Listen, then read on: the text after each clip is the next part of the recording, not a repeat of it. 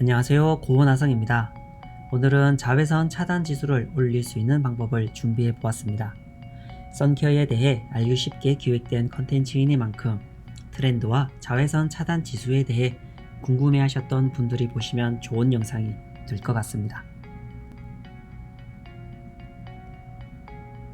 여러분들이 개발하실 때 참고하면 좋은 선케어 트렌드와 개발할 때 주의해야 할 점 3가지, 그리고 그 해결 방법까지 준비를 해 보았습니다.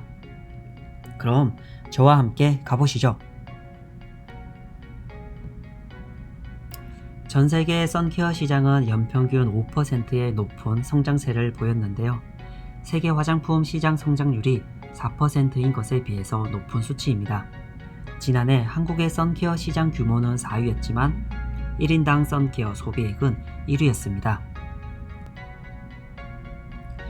이처럼 선케어 제품이 생활 필수품으로 자리를 잡아가고 있는데요. 올해는 마스크 착용이 일상화되면서 순한 느낌을 줄 수 있는 무기자차 선케어 제품이 주목받을 것이라고 생각합니다. 다기능성은 가장 핫하다고 해도 무방할 정도로 화장품 시장에 넓게 퍼져가고 있습니다. 그 중에서 선케어 기능이야말로 크림과 로션, 쿠션, 밤 등과 같이 제형의 경계에 상관없이 퍼져가고 있어 트렌드를 책임지고 있다고 해도 과언이 아닙니다. 변덕스러운 화장품 시장에서 선케어 기능이 중요해지는 만큼 자외선 차단 지수에 대한 관심도 커져가고 있습니다. 그런데 일부 제품이 생각보다 낮은 자외선 차단 지수를 가지고 있어 이 부분을 잠깐 짚고 넘어가겠습니다. 선케어 제품에 있어서 자외선 차단 지수는 굉장히 중요한 부분을 차지한다고 생각합니다.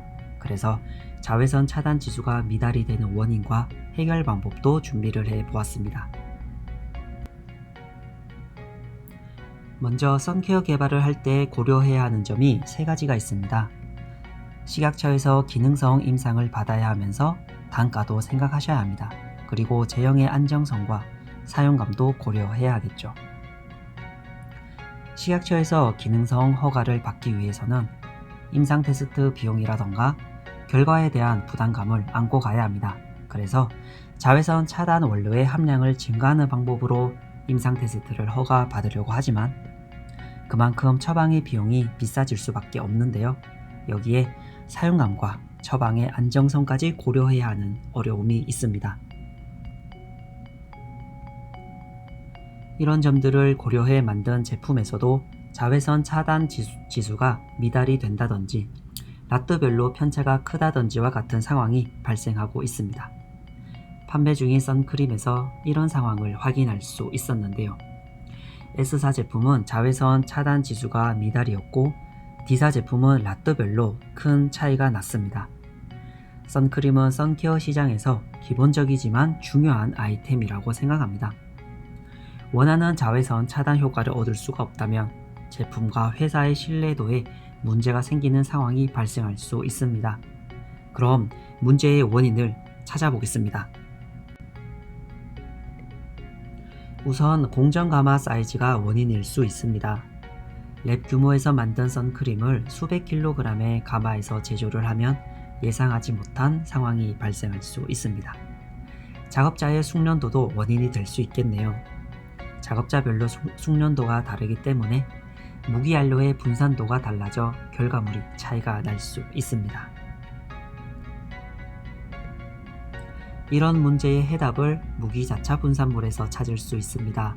특히 무기자차는 화학적 성분이 적어 순한 느낌이 있고 바르는 즉시 자외선 차단 효과를 낼 수 있다는 점이 특징입니다. 자, 파우더를 그대로 사용하는 것과 분산물로 사용하는 것에는 어떠한 차이점이 있을까요? 분산물을 사용한다면 분산 공정을 제외함으로써 공정 단가를 줄이고 작업자의 숙련도에 영향을 받지 않아 분산성을 향상시킬 수 있습니다. 또한 자외선 차단 지수를 효과적으로 향상시킬 수 있습니다. 왼쪽의 그래프에서 점선이 파우더의 투과도이고 실선이 분산물의 투과도입니다. 실선은 UVB 영역에서의 투과도가 낮고 과시광선 영역에서의 투과도가 높은데요. 이것은 UVB의 차단율은 높으면서 과시광선에서는 투명해서 백탁이 없는 선크림이다 라는 것을 보여주는 것입니다. 똑같은 파우더로 선크림을 만들었지만 이런 차이가 나는 이유는 분산성 때문인데요. 현미경으로 봤을 때 파우더를 사용한 선크림은 TiO2가 응집되면서 입자 크기가 제각각이었지만 분산물의 선크림은 입자 크기가 작고 균일했습니다. 따라서 분산물을 사용한다면 균일하고 규칙적인 자외선 차단 지수를 확보할 수 있습니다. 분산물로 만든 선크림의 인비트로 10회 측정 결과를 보면서 설명을 드려보겠습니다. 왼쪽 그래프는 SPF 수치를 나타낸 것인데요. 10회를 측정했음에도 서로 간의 큰 차이는 보여주지 않았습니다. 오른쪽은 PA 수치를 나타낸 것인데 마찬가지로 10회 측정에도 결과값들이 모여있는 것을 확인할 수 있습니다. 이처럼 제품 간의 균일한 품질을 보장할 수 있다는 점이 분산물만의 매력입니다. 분산물의 매력에서 사용의 용이성을 빼놓을 수는 없겠죠. 목표로 하는 자외선 차단 지수를 분산물의 양만을 조절함으로써 쉽게 도달할 수 있습니다. 예를 들어서 인비트로에서 SPF 30, PA3+가 목표라면 TiO2 징콕사이드 분산물을 각각 10% 사용하고 SPF 50의 PA4+가 목표라면 15%씩 사용하면 됩니다. 선케어 개발을 할 때 단가도 고려해야 한다는 점 기억하시나요? 자차의 함량을 높인다면 임상 허가는 받을지 몰라도 처방의 단가는 비싸지는데요. 분산물은 합리적인 가격으로 임상 테스트를 통과할 수 있도록 도와줍니다. 인비트로 테스트를 예로 들어볼게요. 10% 파우더를 사용한 처방은 SPF 33이었지만 10% 분산물을 사용한 처방은 약 130이었습니다.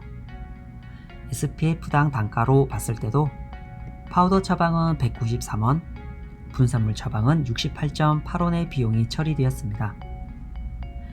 분산물을 사용한다면 저렴하지만 높은 SPF를 확보할 수 있습니다. 피부 속에 스며들어서 자외선을 분해하는 유기자차보다 화학 성분이 적은 무기자차를 선호하는 소비 트렌드가 인기를 끌고 있죠. 무기자차의 매출 성장률은 78%로 유기자차의 매출 성장률인 36%보다 2배나 많았습니다. 또한 유기자차는 산호초의 백화현상을 초래하는 등 해양 생태계에 위협이 되고 있어서 유기자차의 사용 금지는 전 세계적으로 확산되는 추세입니다. 이처럼 환경을 중시하는 문화가 짙어지므로 개발 방향도 환경 쪽으로 집중한다면 트렌드를 반영한 제품을 개발할 수 있겠죠. 자, 무기자차의 분산물 장점을 정리해보죠.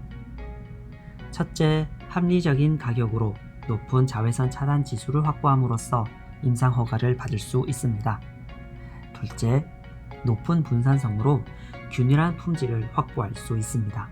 마지막으로 환경적인 이슈가 없어서 세계적인 친환경 흐름에 맞춰갈 수 있다는 장점이 있습니다.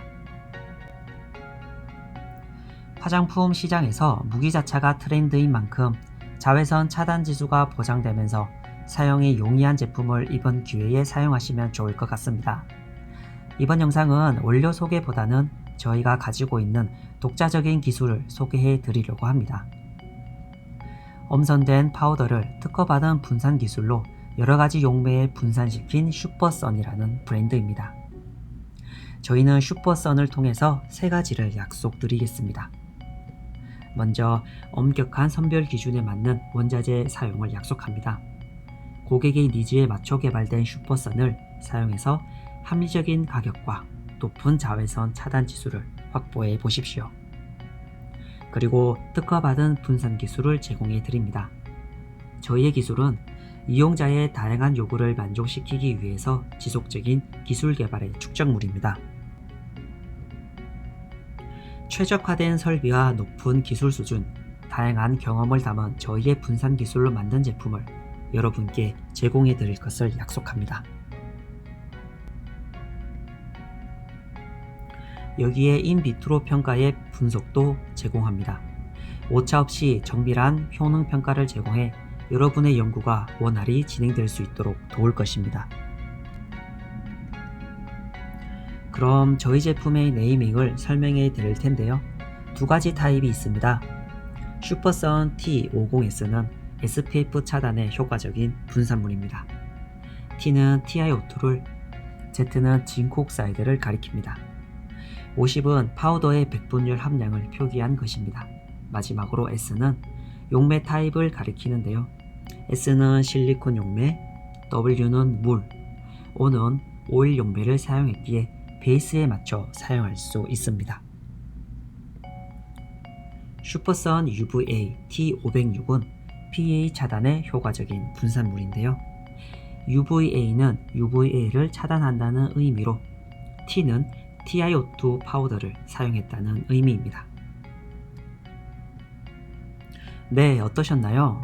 오늘은 선케어 트렌드를 알려드리고 SPF, PA 수치를 효과적으로 올릴 수 있는 방법으로 무기자차 분산물까지 소개해 드렸습니다.